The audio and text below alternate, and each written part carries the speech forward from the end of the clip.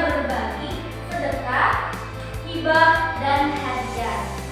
Sebelumnya ada yang tahu sedekah itu apa sih? Coba, apa sih sedekah? Memberi, Bu. Memberi. Pak, sedekah apa? Fatma? Memberi, Bu. Sama memberi. Diki juga apa sedekah? Nah, tadi sudah disebutkan oleh Cici dan Fatma bahwa sedekah itu memberi. Coba lanjut. Nah, sedekah berasal dari bahasa Arab shadaqatu yang berarti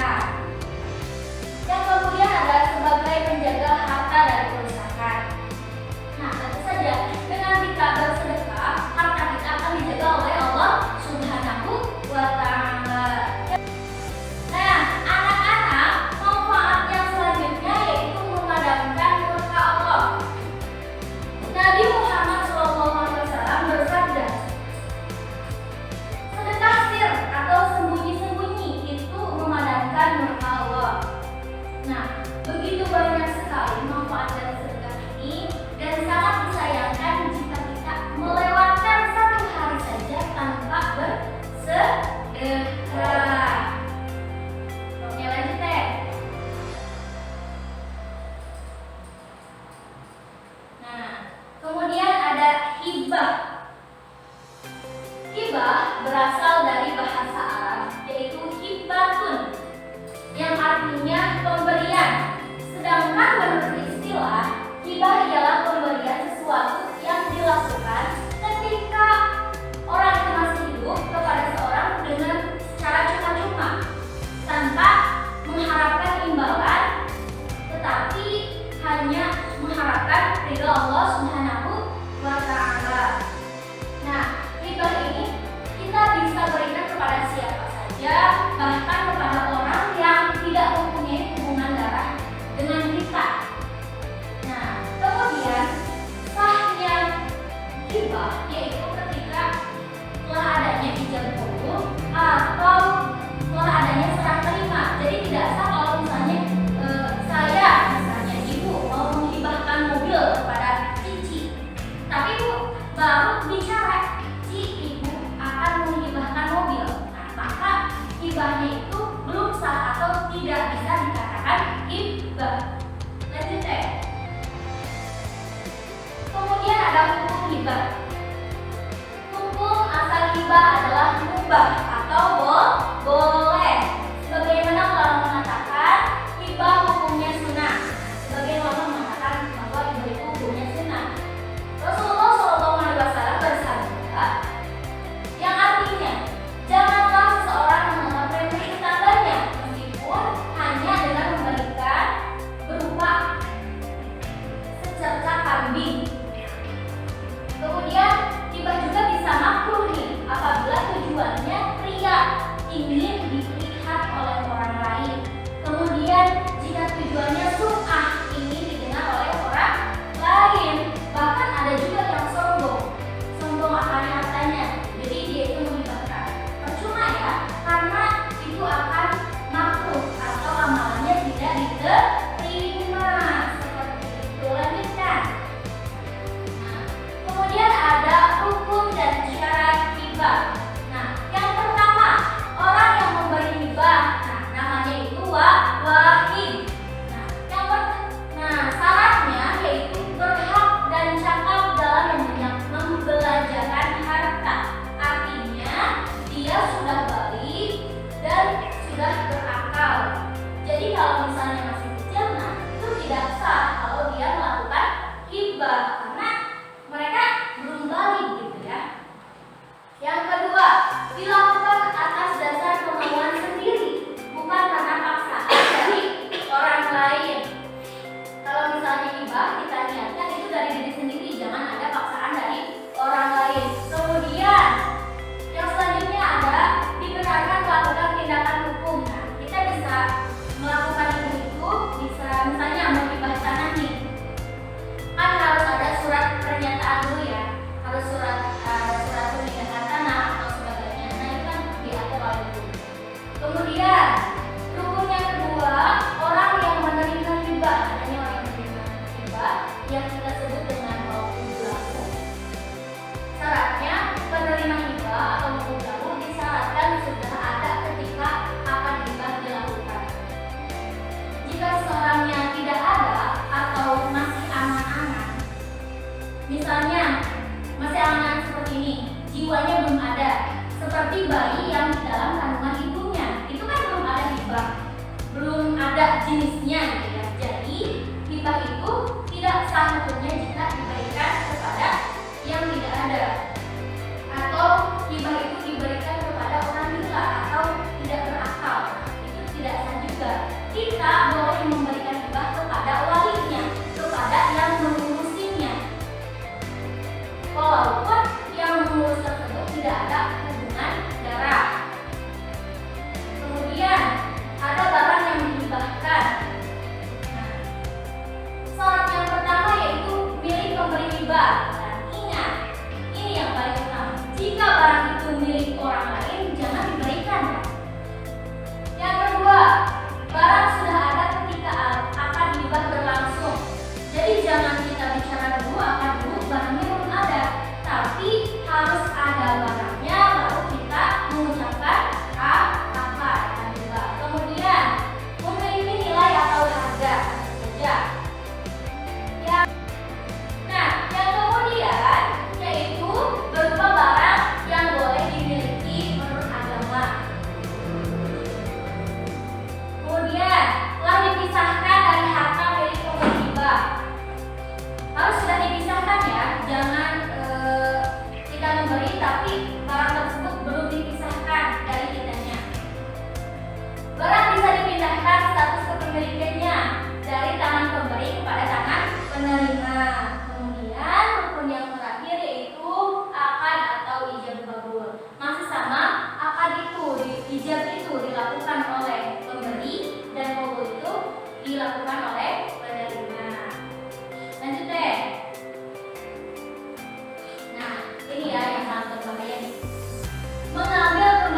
hibah. Sebagian besar ulama berpendapat bahwa mencabut hibah hukumnya haram kecuali hibah yang dilakukan dari orang tua kepada anaknya. Nabi Muhammad SAW bersabda, yang artinya tidak halal seorang muslim memberikan suatu barang kemudian dia tarik kembali kecuali seorang bapak kepada anaknya. Nah, jadi hukumnya haram kalau kita memberikan hibah kepada orang lain kemudian barang tersebut kita ambil kembali. Nah, tapi ada pengecualian dalam hadis ini dari orang tua atau dari bapak kepada anaknya. Nah, contohnya seperti ini. Jadi barang tersebut bisa diambil kembali karena adanya permadolatan. Misalnya seperti ini. Ayah Fatma memberikan sebuah motor yang tadinya diniatkan untuk dipakai berangkat ke sekolah. Namun motor tersebut Fatma pakai untuk bermain, malah bolos dari sekolah. Makanya ayah Fatma mencabut lagi hibahnya. Jadi motornya diambil kembali. Bisa juga yang seperti ini. Jadi menimbulkan kesirikan antar saudara-saudaranya. Misalkan Fatma punya adik atau punya kakak, tapi hanya Fatma yang diberikan motor. Nah, kan itu akan menimbulkan kesirikan. Nah, jadi motor tersebut boleh diambil kembali. Kemudian nih, Nabi Muhammad SAW bersabda, orang yang menarik kembali hibahnya sebagaimana anjing yang muntah lalu dimakan kembali muntahannya. Nah, saking haramnya Allah mengibaratkan bahwa disamakan dengan anjing yang muntah lalu memakan kembali muntahannya. Lanjut deh. Nah, sekarang macam-macam hibah itu terbagi dalam dua macam. Yang pertama ada hibah barang, yang kedua ada hibah manfaat. Hibah barang yaitu memberikan harta atau barang kepada pihak lain yang mencakup materi dan nilai manfaat harta atau barang tersebut. Kemudian yang contohnya itu misalnya hibah barang nih, mobil, motor, tanah, dan lain sebagainya. Kemudian ada hibah manfaat, yaitu memberikan harta atau barang pada pihak lain, namun materi tersebut, harta tersebut masih milik kita. Jadi orang yang kita berikan hanya memanfaatkan dari barang tersebut. Misalnya ibu memfasilitasi cici motor atau memfasilitasi cici mobil untuk berangkat ke sekolah. Nah, barang tersebut tetap milik ibu, tapi dimanfaatkan oleh cici. Atau seperti ini, ibu mempunyai warung misalkan ya. Nah, tetangga ibu ada yang membutuhkan pekerjaan. Nah, ibu berikanlah warung itu tetap milik ibu, tapi dia memanfaatkannya. Lanjut deh. Nah, sekarang yaitu hadiah. Hadiah adalah pemberian sesuatu kepada seseorang dengan maksud untuk memuliakan atau memberikan penghargaan atas suatu prestasi yang diraih. Misalnya, seorang guru memberikan hadiah kepada muridnya karena muridnya juara pertama di kelas, atau seorang orang tua memberikan kepada anaknya hadiah nih karena suatu pencapaiannya, karena misalnya dia itu tamat di 30 atau berhasil menghafalkan surat An-Naba dan lain sebagainya. Lanjut deh. Nah, kemudian ada hukum hadiah. Hukum hadiah adalah sunnah. Terdapat perintah untuk menerima hadiah apabila tidak adanya suatu yang subhat dan haram. Jadi ketika kita menerima hadiah tapi di dalamnya ada sesuatu yang subhat atau haram, itu tidak boleh kita terima. Nah, dalam hadis Nabi Muhammad SAW, barang siapa yang diberikan oleh Allah tanpa ia memintanya, maka hendaklah dia menerima, karena